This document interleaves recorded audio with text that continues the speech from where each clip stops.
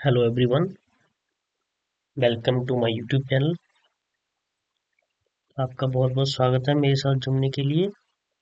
आज हम शुरू कर रहे हैं क्लास 11th की केमिस्ट्री का फर्स्ट चैप्टर, जिसका नाम है बेसिक कंसेप्ट्स ऑफ केमिस्ट्री। इसमें हम बेसिक कंसेप्ट स्टार्ट करेंगे। पूरी केमिस्ट्री के सारे चैप्टर के वीडियोस में कवर करूंगा, तो प्लीज़ मेरे चैनल को सब्सक्राइब कर देना। चलो शुरू करते हैं। सबसे पहले matter. What is matter? Anything which has mass and occupies space is known as a matter। कोई भी चीज जिसका मास होगा और वो स्पेस ऑक्यूपाई करेगी, उसको हम मैटर बोलते हैं। और ये जो स्लाइड्स हैं ये आपके नोट्स में भी काम आ जाएंगी। इसमें जो वर्ड लिखे हुए हैं मैंने, आप बाकी इंग्लिश कुछ भी लिखो बट इन वर्ड्स को मिस मत करना, क्योंकि ये मेन होते हैं। इनको लिखोगे, बाकी ग्रामेटिकल आप कुछ भी लिखो, इतना फर्क नहीं पड़ता। तो ये वर्ड आपने जरूर याद रखने। प्लस मैटर क्या क्या होता है? जो भी चीजें आपके आसपास दिख रही हैं, सपोज जैसे आपने अभी मोबाइल पकड़ा होगा हाथ में, उसका मास है, वो स्पेस ऑक्यूपाई कर रहा है। जो आपकी केमिस्ट्री की बुक है, बाकी सभी चीजें इनका मास होगा और स्पेस ऑक्यूपाई करेंगे, उसको मैटर बोलेंगे। मैटर को किस किस हिसाब से क्लासीफाई किया जाता है? मैटर को दो तरीके से क्लासीफाई किया जाता है, physical state and chemical state. Physical state of matter और केमिकल स्टेट ऑफ मैटर। अब फिजिकल क्लासिफिकेशन में क्या क्या आएगा? फिजिकल क्लासिफिकेशन में मैटर को हम तीन पार्ट में डिवाइड करते हैं, सॉलिड, लिक्विड एंड गैस। कोई भी एलिमेंट, कोई भी मैटर आपके सामने होगा तो फिजिकल तीन स्टेट में होगा, या तो सॉलिड होगा, या लिक्विड होगा, या गैस होगा। Now solid. सॉलिड क्या होता है? The matter that has a definite shape. ये वर्ड इंपॉर्टेंट है, डेफिनेट शेप एंड वॉल्यूम। जिसका शेप भी डेफिनेट होगा और वॉल्यूम भी डेफिनेट होगा, यानी कि ये अपनी शेप चेंज नहीं करेगा और वॉल्यूम भी चेंज नहीं करेगा। उसको बोलेंगे solid state, solid state of matter. इसको लिक्विड स्टेट। लिक्विड स्टेट क्या होती है? इस लिक्विड स्टेट जैसे आप पानी, इसमें क्या होता है कि पानी का वॉल्यूम तो डेफिनेट होता है। किसी भी आप जार में डाल लो, सपोज आपने बोतल में डाला, जग में डाला, किसी भी चीज में डाला, उसका वॉल्यूम जैसे 1 लीटर पानी है तो 1 लीटर ही रहेगा, उसका वॉल्यूम डेफिनेट रहेगा, वो चेंज नहीं होगा। बट उसकी लिक्विड की शेप डेफिनेट नहीं होती, क्योंकि अगर आप जिस भी सपोज बोतल में डालोगे तो बोतल की शेप हो जाएगी, दूसरे जार जग में डालोगे तो जग की शेप हो जाएगी। तो लिक्विड का डेफिनेट वॉल्यूम होता है बट शेप डेफिनेट नहीं होती। थर्ड स्टेट होती है गैसीय स्टेट। गैसीय स्टेट क्या होती है? इसमें ना तो डेफिनेट शेप है, इसमें शेप भी डेफिनेट नहीं है और वॉल्यूम भी डेफिनेट नहीं है। जैसे गैस, रूम में एयर है, तो जो रूम होगा, रूम की शेप ही एयर की शेप होगी और वॉल्यूम भी उसी हिसाब से होगा। इस पूरे रूम की गैस को आप एक बोतल में भी डाल सकते हो तो कंप्रेस हो जाएगी, उसका वॉल्यूम कम हो जाएगा, उस टाइम शेप भी बोतल की शेप आ जाएगी। जैसे आपने देखा होगा कि ऑक्सीजन के सिलेंडर होते हैं, उसमें कंप्रेस जैसे हमारे गैस के सिलेंडर होते हैं, एलपीजी होती है, वो भी गैस होती है बट उसको कंप्रेस किया होता है, तो उसकी शेप भी और वॉल्यूम भी डेफिनेट नहीं होता, वो चेंज होता रहता है। तो एक चीज है कि सॉलिड स्टेट को हम इन तीनों तीन तीन ये तीनों स्टेट आपस में इंटरकन्वर्टिबल है। इंटरकन्वर्टिबल मीनिंग्स सॉलिड जो है वो लिक्विड में कन्वर्ट हो जाएगा, लिक्विड स्टेट जो है वो गैसीय स्टेट में कन्वर्ट हो जाएगी। बट सबसे अच्छा एग्जांपल है इसका वाटर। पानी देखते हो, पानी सॉलिड स्टेट में, वाटर किस में होता है? आइस में रहता है। आइस की शेप में जब पानी होता है तो सॉलिड स्टेट में होता है। जब इसको हीट, मतलब इसको हम हीट करेंगे तो पानी किस में हो जाएगा? लिक्विड वाटर में हो जाएगा। तब वाटर की शेप चेंज होके लिक्विड स्टेट हो जाएगी। उसको फिर हीट करेंगे तो वो इवेपोरेट हो जाएगा, तो पानी गैसियस स्टेट में हो जाएगा। ये तो हो गया सॉलिड टू लिक्विड स्टेट में पहले सॉलिड से लिक्विड स्टेट में आया, लिक्विड से गैसियस स्टेट में आया। अब गैसियस स्टेट से वापस भी लिक्विड स्टेट में आ सकता है, उसको कंप्रेस करोगे तो लिक्विड स्टेट में आ जाएगा, और उसको कूल करोगे तो वो सॉलिड स्टेट में आ जाएगा। मतलब किसी चीज का अगर आपने solid to liquid, liquid to gases में जाना है तो आपको हीट करना पड़ेगा, हीट करना पड़ेगा, और इस गैसेस टू सॉलिड स्टेट आना है तो उनको कूल करना पड़ेगा। तो ये तीनों स्टेट्स जो तीनों फिजिकल स्टेट्स हैं आपस में चेंज होती रहती है। तो याद रखना कि सॉलिड स्टेट का क्या होता है कि डेफिनेट शेप और डेफिनेट वॉल्यूम, लिक्विड स्टेट का सिर्फ वॉल्यूम डेफिनेट होता है, शेप डेफिनेट नहीं होती, और गैस का ना डेफिनेट शेप है ना डेफिनेट वॉल्यूम है, शेप भी डेफिनेट नहीं है और वॉल्यूम भी डेफिनेट नहीं है। Next slide, chemical classification. तो हमने पढ़ लिया physical classification. Chemical classification, chemical classification में मैटर को किस किस में डिवाइड किया जाता है? एलिमेंट्स। सबसे पहले आता है एलिमेंट। एलिमेंट क्या होता है? किसी भी चीज की सिंपलेस्ट फॉर्म, किसी भी चीज की सिंपलेस्ट फॉर्म को बोलते हैं एलिमेंट। मतलब simplest form of substance that can neither be decompose into, इस स्टेट को, सिंपलेस्ट फॉर्म को दोबारा किसी दूसरी चीज में डिकम्पोज नहीं किया जा सकता, मतलब इससे नीचे वाली स्टेट में नहीं आ सकती, और ना ही इसको सिंपलेस्ट बाकी चीजों से इसको बनाया जा सकता है। ये सिंपलेस्ट फॉर्म होती है। इसका डिकम्पोज होके, जैसे किसी भी कोई भी एलिमेंट आप लोगे उसको डिकम्पोज नहीं होगा वो, और ना ही वो किसी और चीज से, मेथड से, फिजिकल मेथड हो या केमिकल मेथड हो, उससे वो बनाया भी नहीं जा सकता है। वो होता है एलिमेंट। एलिमेंट को तीन पार्ट में डिवाइड करते हैं, metal, metals, non metals and metalloids. अब एलिमेंट केमिस्ट्री के पीरियोडिक टेबल में, जो भी केमिस्ट्री के पीरियोडिक टेबल में 120 के करीब एलिमेंट हैं, वो होते हैं एलिमेंट। अब इसको फर्दर डिवाइड करते हैं मेटल्स, नॉन मेटल्स और मेटालॉइड्स में। मेटल क्या होते हैं? ये मेन वर्ड मैंने लिखे हुआ, ताकि आप कभी भी एग्जाम में लिखोगे तो ये वर्ड मिस नहीं होने चाहिए, क्योंकि ये बहुत मीनिंगफुल होते हैं।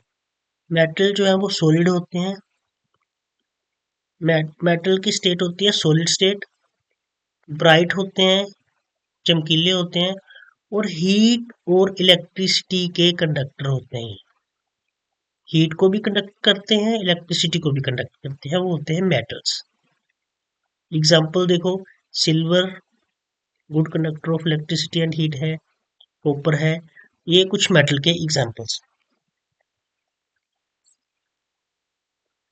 और पीरियोडिक टेबल में लगभग 80% से जो ज़्यादा एलिमेंट हैं वो मेटल ही हैं। मोर देन 80% जो एलिमेंट्स हैं वो मेटल हैं। नॉन मेटल क्या है? नॉन मेटल बोलते हैं जो नॉन लस्टर, जिनकी चमक नहीं होती, ब्रिटल मतलब हार्ड तो होते हैं बट आसानी से टूट जाते हैं। और मेन चीज ये है कि वो इलेक्ट्रिसिटी और हीट के पुअर कंडक्टर होते हैं। इनमें इलेक्ट्रिसिटी और हीट ढंग से कंडक्ट नहीं हो पाती है। इसका एग्जांपल है कार्बन है, नाइट्रोजन, ऑक्सीजन एटसेट्रा। ये नॉन मेटल के एग्जांपल्स हैं। और उसके बाद है मेटालॉइड्स। मेटालॉइड्स वो होते हैं जिनकी जो प्रॉपर्टीज होती हैं वो कॉमन होती हैं। कुछ प्रॉपर्टीज मेटल की होती हैं, कुछ प्रॉपर्टीज नॉन मेटल की होती हैं। मतलब थोड़ी थोड़ी प्रॉपर्टी दोनों की रहती हैं, उनको बोलते हैं मेटालॉइड्स। मेटालॉइड के एग्जांपल हैं सिलिकॉन, बिस्मथ। ये कुछ मेटालॉइड की एग्जांपल है, ये हम अगली क्लासेस में पढ़ेंगे। और आपसे, अगर आपको ये वीडियो अच्छी लग रही है, आपको कुछ सीखने को मिल रहा है, तो प्लीज़ इस चैनल को सब्सक्राइब करें, बेल आइकन दबा देना, ताकि जब अगली वीडियोस आएंगी तो आपको नोटिफिकेशन मिल जाएगा। एलिमेंट्स के बाद है कंपाउंड। फिजिकल कंपोजिशन में हमने देख लिया solid, liquid, gas. Chemical composition matter की होती है एलिमेंट, जो हमने स्टडी कर लिया। अभी कंपाउंड के बारे में हम पढ़ें। कंपाउंड होता क्या है? कंपाउंड की मेन डेफिनेशन है it has to or more than two elements combined in definite proportion. दो या दो से ज्यादा एलिमेंट जो है वो उनको कंबाइन किया जाता है, वो कंबाइन होते हैं बट डेफिनेट प्रोपोर्शन, ये वर्ड बहुत जरूरी है। Definite proportion, definite proportion by wait. ऐसे ही दो दो दो या उससे ज्यादा एलिमेंट्स को कंबाइन नहीं करना है, वो डेफिनेट प्रोपोर्शन से कंबाइन होंगे तभी कंपाउंड बनेगा। ऐसे कंपाउंड नहीं। फॉर एग्जांपल वाटर, देखो वाटर किससे बनता है? हाइड्रोजन से और ऑक्सीजन। हाइड्रोजन से और ऑक्सीजन से बनता है, बट इसका प्रोपोर्शन रहता है हाइड्रोजन 1 और ऑक्सीजन 8। अगर ये 1:8 में कंबाइन करेंगे तभी वाटर बनेगा, नहीं तो नहीं बनेगा। और वाटर की कोई भी सैंपल वाटर का ले लो, इनका यही प्रोपोर्शन रहेगा इसमें। तो मेन चीज ये है कि pure substance containing two or more than two elements, ये two or more than two elements combined in a definite proportion by weight, we get compounds. Compound की एक खास प्रॉपर्टीज होती है कि इससे वापिस जो है, फॉर एग्जांपल ये हाइड्रोजन कंपाउंड है, तो हम वापिस जो है वो फिजिकल या केमिकल मेथड से वापिस इसको हाइड्रोजन और ऑक्सीजन में डिकम्पोज कर सकते हैं, कि वापिस उन एलिमेंट्स में दोबारा ला सकते हैं। कंपाउंड की भी दो टाइप के कंपाउंड होते हैं, एक होते हैं इनऑर्गेनिक कंपाउंड्स। ऐसे कंपाउंड जो नॉन लिविंग थिंग्स से बनते हैं उनको बोलते हैं इनऑर्गेनिक कंपाउंड्स। ऑर्गेनिक का मतलब होता है जो लिविंग थिंग से बनते हैं, इन लगा दिए साथ में। इनऑर्गेनिक मतलब नॉन लिविंग थिंग से बनते हैं, जैसे कैल्शियम कार्बोनेट। बहुत सारे एग्जांपल है, कैल्शियम कार्बोनेट हो गया, बाकी चीजें हो गई, ये हैं इनऑर्गेनिक कंपाउंड्स। और ऑर्गेनिक कंपाउंड्स क्या होते हैं? ऑर्गेनिक कंपाउंड्स वो कंपाउंड होते हैं जो लिविंग प्लांट्स या एनिमल से मिलते हैं, लिविंग प्लांट से या एनिमल से मिलते हैं। और ये चीज थोड़ी ध्यान रखना कि ऑर्गेनिक कंपाउंड्स में, ज्यादातर ऑर्गेनिक कंपाउंड्स में कार्बन रहता है। कार्बन जो एलिमेंट है वो ज्यादातर ऑर्गेनिक कंपाउंड्स में रहता है। इसके आप ऑर्गेनिक केमिस्ट्री पढ़ोगे तब आपको थोड़ा क्लियर हो जाएगा। इसके एग्जांपल है फैट, प्रोटीन एटसेट्रा। वैक्स रख लो, ऑयल रख लो, ये ऑर्गेनिक कंपाउंड्स एग्जांपल। तो हमने कंपाउंड पढ़ लिया, कंपाउंड इनऑर्गेनिक और ऑर्गेनिक कंपाउंड होते हैं। Next slide. मिक्सचर। मिक्सचर में क्या होता है कि टू और मोर एलिमेंट्स का मिक्सचर में, to or more than two elements combine करते हैं। कंपाउंड में भी to or more than two elements combine करते हैं, बट वो डेफिनेट प्रोपोर्शन होता है कंपाउंड में। मिक्सचर में कोई डेफिनेट प्रोपोर्शन नहीं होता, मतलब किसी भी प्रोपोर्शन में उनको मिक्स कर दो तो मिक्सचर बन जाता है, किसी भी प्रोपोर्शन में मिक्स कर दो तो इसको बोलते हैं मिक्सचर। फॉर एग्जांपल आपने सैंड ले लिया, सैंड को मिक्स कर दिया नमक के साथ, कितना भी सैंड डाल दो, कितना भी सॉल्ट डाल दो, तो ये मिक्सचर हो जाएगा, क्योंकि कोई प्रोपोर्शन नहीं है इसका। अपने हिसाब से कुछ, मतलब कितना भी डाल सकते हो, तो वो है मिक्सचर। और मिक्सचर मिक्सचर आगे दो टाइप का होता है, एक होता है होमोजेनियस मिक्सचर और एक होता है हीट्रोजेनियस मिक्सचर। होमोजेनियस मिक्सचर क्या होता है? जिसमें यूनिफॉर्म कंपोजिशन होती है। यूनिफॉर्म कंपोजिशन एग्जांपल, आपने ये बर्तन लिया, इसमें पानी ले लिया, इसमें आपने शुगर ऐड कर दी, शुगर कर दी, सॉल्ट कर दिया। आप वाटर में जब ये शुगर ऐड करते जाओगे तो आप उसको घोलोगे तो आपको शुगर और वाटर मतलब आप बाउंड्री नहीं देख सकते कि यहाँ शुगर है यहाँ वाटर है, तो ये है यूनिफॉर्म कंपोजिशन। पूरे पूरे इसमें बर्तन में यूनिफॉर्मली जो है वो कंबाइन हो गए होते हैं। इन इसके जो कंस्टिट्यूएंट एलिमेंट्स है, शुगर अकेली अगर उसमें सोल्यूशन में शुगर देखनी हो या वाटर देखने हो तो आप नहीं देख सकते, तो कंपोनेंट को आप नहीं देख पाओगे। हिट्रोजीनियस मिक्सचर क्या होता है कि इसका कोई यूनिफॉर्म कंपोजिशन नहीं होती। यूनिफॉर्म कंपोजिशन नहीं होती, एग्जांपल मैंने दिया कि सैंड और साल्ट को आपने मिक्स कर दिया, आप सैंड भी देख पाओगे, साल्ट भी देख पाओगे, मतलब आपको पता चल जाएगा कि इंडिविजुअल कंस्टिट्यूएंट आप देख सकते हो। वो होता है मिक्सचर। कंपाउंड और मिक्सचर में यही फर्क है कि कंपाउंड में जो है वो डेफिनेट प्रोपोर्शन होता है। अगर आपको एग्जांपल डेफिनेशन आ गई तो कंपाउंड में आप मेन चीज डेफिनेट प्रोपोर्शन लिखोगे और मिक्सचर में लिखोगे एनी प्रोपोर्शन। इन दो वर्ड का बहुत बहुत ज्यादा मीनिंग है, जिससे डेफिनेशन चेंज हो जाएगी। एक ही वर्ड है इसमें जो हमने पढ़ा अभी तक, उसमें सबसे पहले हमने रिवाइज कर लेते हैं मैटर। मैटर क्या होता है? एनीथिंग दैट ऑक्यूपाई स्पेस, कोई भी चीज जो स्पेस ऑक्यूपाई करेगी और उसका मास होगा, उसको हम मैटर बोलेंगे। मैटर के हम दो दो पार्ट्स में क्लासिफाई किया, physical classification, chemical classification. Physical classification में हमने क्लासिफाई किया सॉलिड में, इसकी डेफिनेट शेप और डेफिनेट वॉल्यूम होगा। लिक्विड स्टेट क्या, कौन सी स्टेट है जिसमें डेफिनेट वॉल्यूम है बट शेप जो है वो डेफिनेट नहीं है, ये बर्तन की शेप को ऑक्यूपाई कर लेता है। गैसियस स्टेट क्या होती है? इसमें ना तो डेफिनेट शेप है और ना ही डेफिनेट वॉल्यूम है, ये गैसियस स्टेट होती है। केमिकल कंपोजिशन में प्योर सब्सटेंस और मिक्सचर। प्योर सब्सटेंस को हम डिवाइड करते हैं एलिमेंट्स में। एलिमेंट्स में होते हैं कि एलिमेंट्स और कंपाउंड।